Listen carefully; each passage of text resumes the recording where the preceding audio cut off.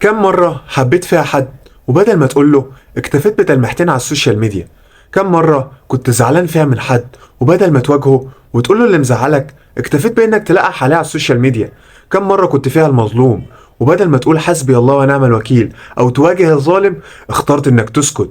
ليه دايما بتخاف من المواجهة برغم ان اللي قدامك ده بشر زيه زيك؟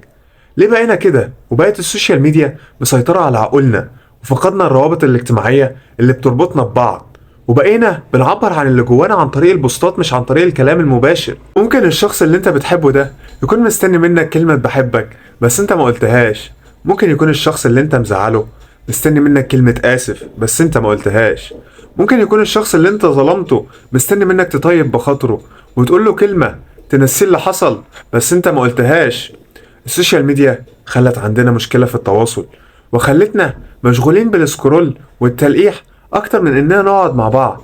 السوشيال ميديا هي آفة العصر الحالي، وصدق اللي قال عليها وسائل التباعد الاجتماعي، لأنها فعلا نجحت في إنها تشغل الناس بيها أكتر ما تشغلهم ببعض.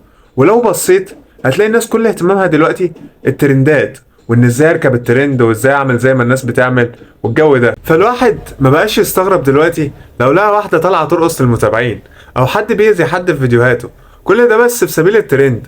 طب ما فكرتش ان ده ممكن يغضب ربنا؟ ما فكرتش في كم الذنوب اللي هتاخدها على اللي بتعمله ده؟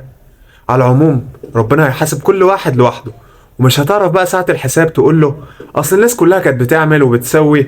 وحابب أفكرك بآخر آية نزلت من القرآن اللي بتقول واتقوا يوما ترجعون فيه إلى الله ثم توفى كل نفس ما كسبت وهم لا يظلمون.